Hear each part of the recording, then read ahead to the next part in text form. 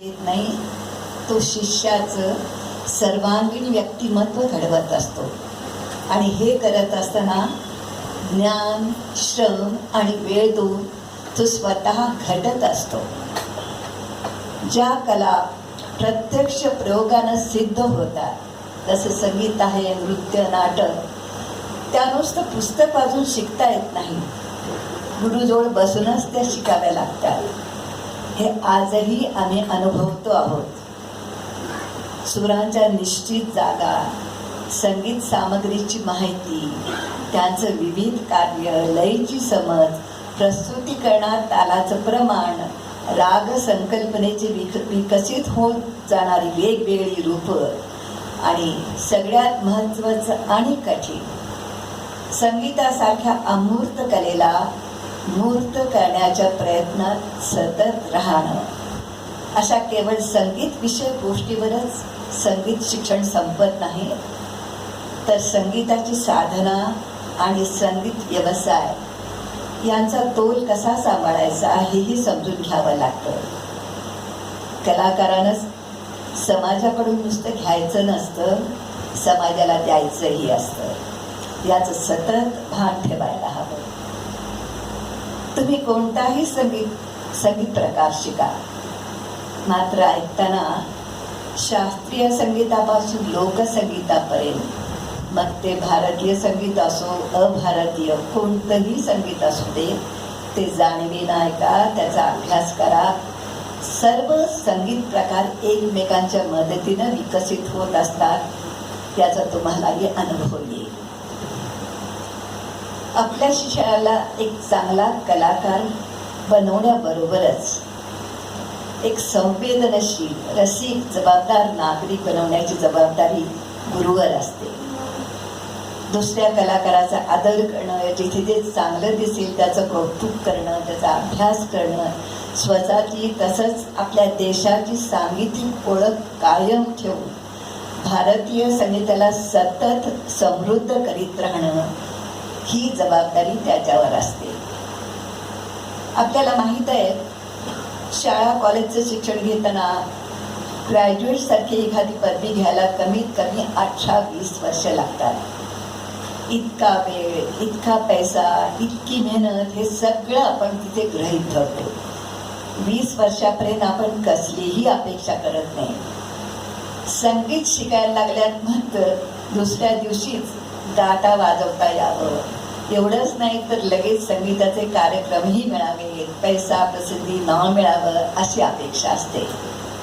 या सगळ्याचा परिणाम संगीत शिक्षणावर तर झालाच आहे, पण शेकडो वर्षांच्या गुरु शिष्य परंपरेवरही झाला आहे.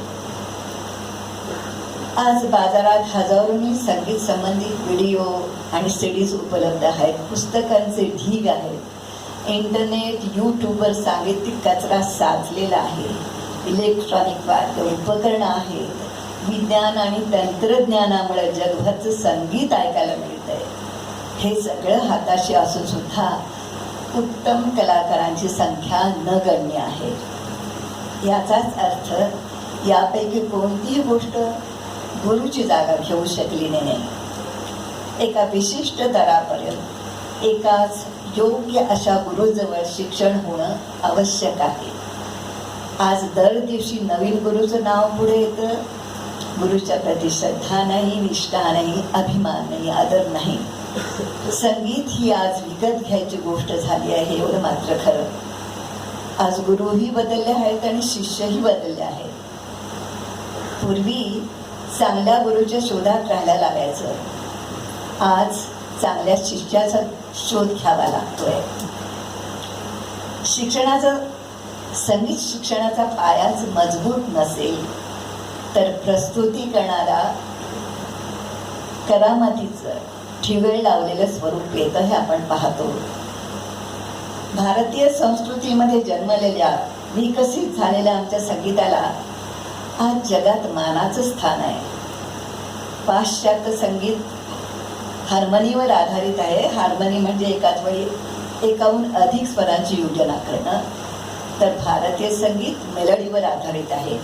मेलडी म्हणजे धून, त्यावर आधारित जगातल्या ज्या संगीत पद्धती विकसित झाल्या आहेत त्यात भारतीय संगीताला पहिलं स्थान आहे. ही आपल्यासाठी फार अभिमानाची गोष्ट आहे. शास्त्रीय संगीताला केवळ जिवंत ठेवण्याची नाही तर काळाबरोबर समृद्ध करीत राहण्याची जबाबदारी आपल्या सर्वांवर आहे. त्यात गुरु, शिष्य, श्रोते, शासन, शिक्षण संस्था, संगीत संबंधित आपण सर्वच याला जबाबदार आहोत. आजचा उत्तम शिष्य कदाचित उद्याचा गुरु असेल. त्याने या सर्व गोष्टी लक्षात घेऊन आपली जबाबदारी पार पाडायची आहे. आपल्यापेक्षाही शिष्यानं मोठं व्हावं. गुरुसाठी ही सर्वात मोठी गुरुदक्षिणा असते. या कार्यक्रमात भाग घेणाऱ्या सर्व शिष्यांना आशीर्वाद आणि शुभेच्छा देते. चांगले शिष्य व्हा, चांगले गुरु व्हा, चांगले श्रोते व्हा आणि चांगले नागरिक व्हा. शारदा संगीताला विद्यालयानं खूप मोठी इतकं मोठं मी त्याचं रूप पाहिलेलं नव्हतं. मला खूप आनंद वाटतो आहे. नारंजनी खूप श्रम घेतले आहेत ते मला दिसत आहे.